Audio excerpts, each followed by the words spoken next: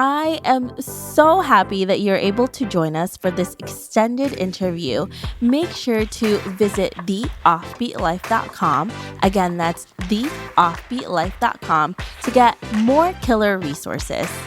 All right, so we've been talking about landing a remote job for a while now, but the one thing you're probably most curious about is how to learn the online skills you need to land these jobs.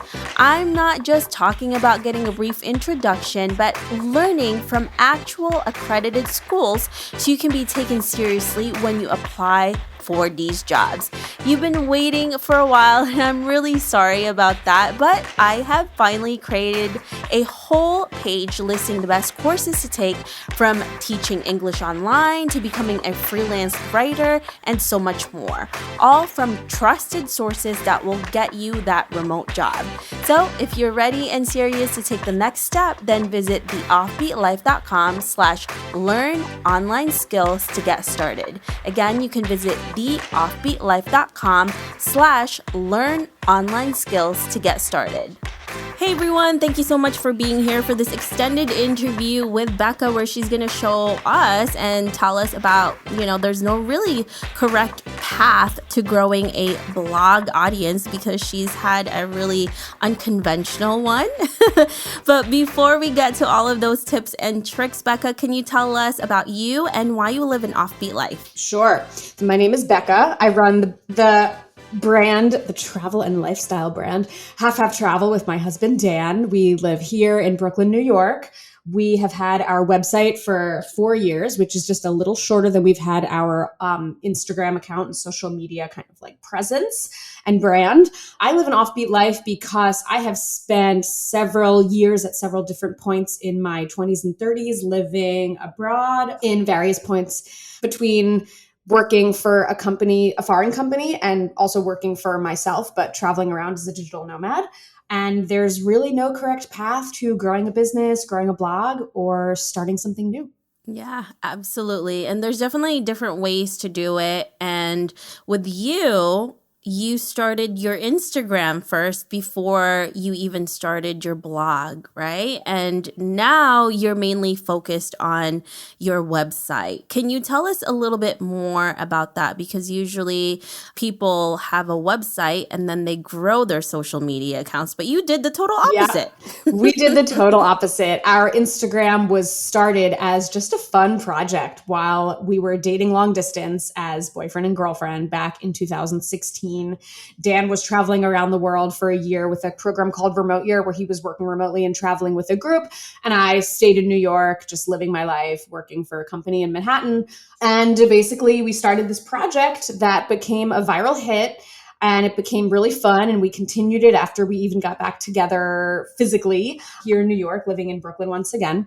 And it wasn't until a year later where we said we should probably really have a website to back up, what we're doing here, just in case Instagram doesn't last forever, or, just in case social media goes downhill one day. Like, the internet probably isn't going anywhere, right?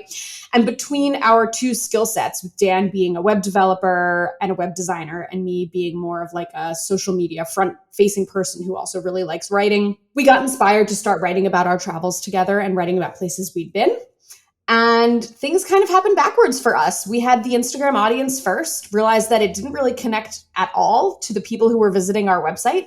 And we started really building up the website, mostly with travel content. We also started with photography tips and tricks and travel advice. And as things just got bigger, we started learning more about how to build a better website, what keeps people reading, what keeps people coming back, and really making our website a helpful resource that was going to be valuable content for people to see.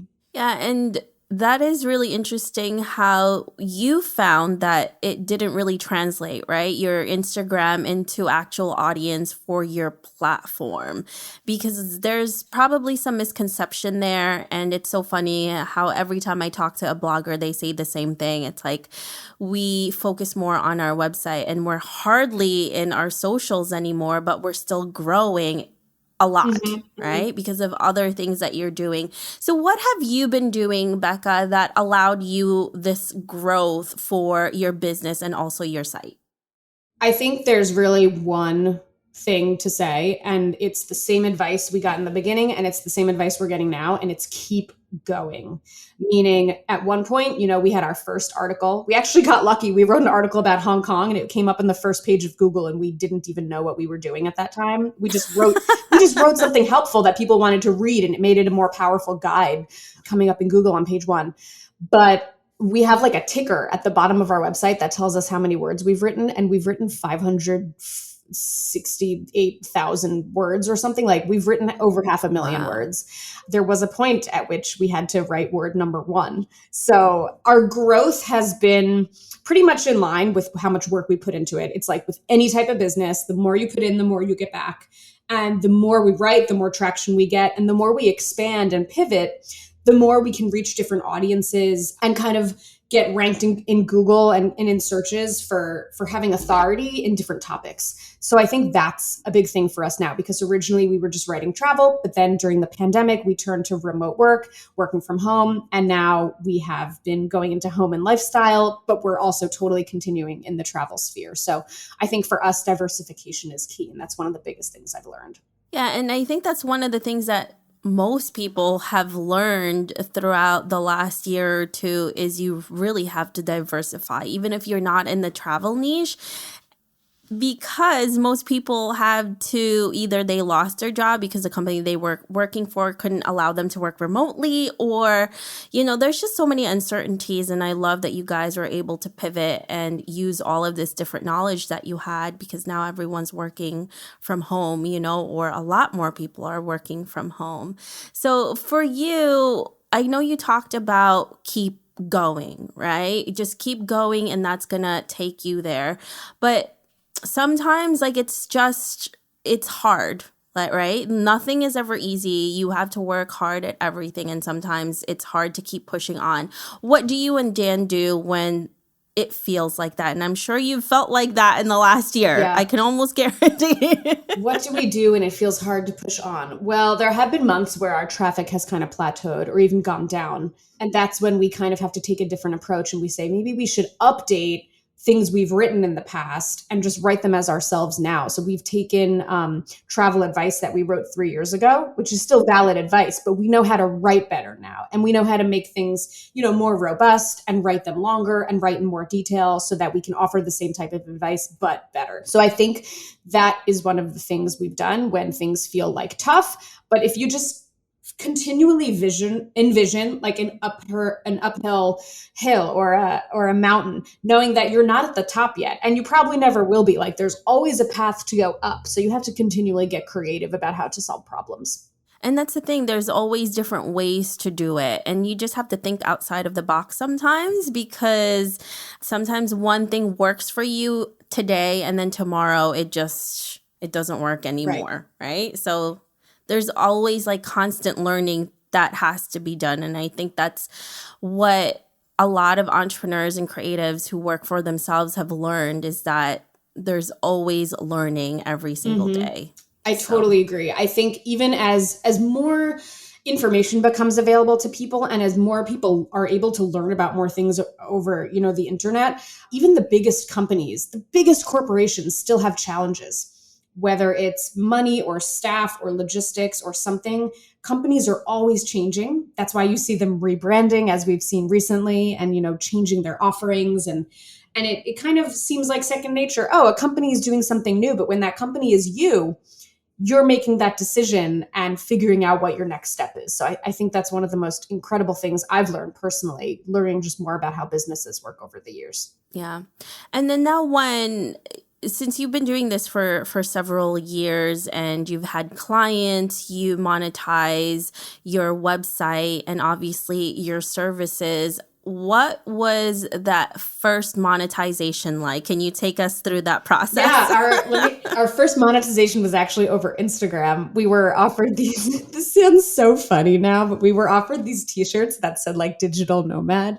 And we charged the company a little bit of money if we, did a signature half Instagram post for them, which we did. And I don't think we really sold any of their apparel, but it was kind of our first time negotiating like a price, getting a product, making some type of content about it, and then seeing that like it really didn't pay off. So kind of what we've learned over the years is that there's a sweet spot between doing something for like for money on the table or even like a product or an experience, but also weighing the cost and the benefit of taking the time to do it and having the company offer you whatever they're offering you to get something in return, and striking that balance between, is this a good step for me to put my time into?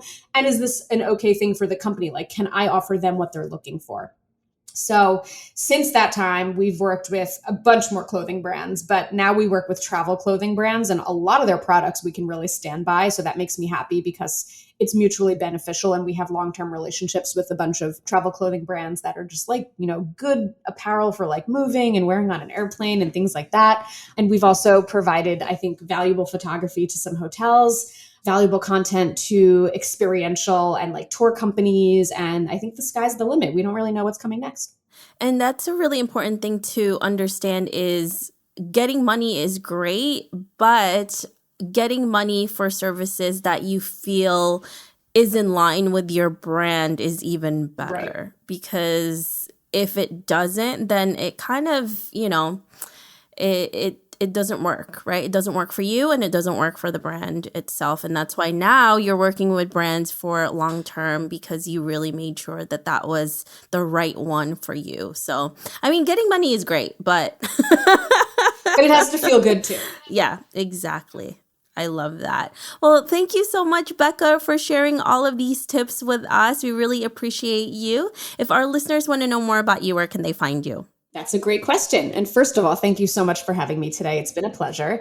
If anyone wants to find me and my husband, Dan, at any of our social media outlets or digital media outlets online, we are at halfhalftravel.com. That's HALF travel.com, and Half Half Travel on Instagram, Facebook, Pinterest, and Twitter. Awesome. Love it. Thanks so much, Becca. We enjoyed having you here. Thanks so much. See you next time. I hope you enjoyed this extended interview with Becca. Make sure to visit theoffbeatlife.com. Again, that's theoffbeatlife.com to get the full interview where she shares how she became a successful content creator and worked remotely around the world. Hey friend, are you looking to land a remote gig ASAP? Well, did you know that we not only have a ton of online jobs you can apply to on our site, but now we are also sending them straight to your inbox. I'm happy to announce that we will be sending our email subscribers legit online jobs every Wednesday. We have done hours of research so you don't have to. If you want to be the first one to hear about the remote gigs we find, go to theoffbeatlife.com to subscribe. Thanks for joining me on this extended interview. Don't forget to subscribe and leave a review on iTunes. We can also chat some more on Facebook at The OB Life. I'll talk to you soon.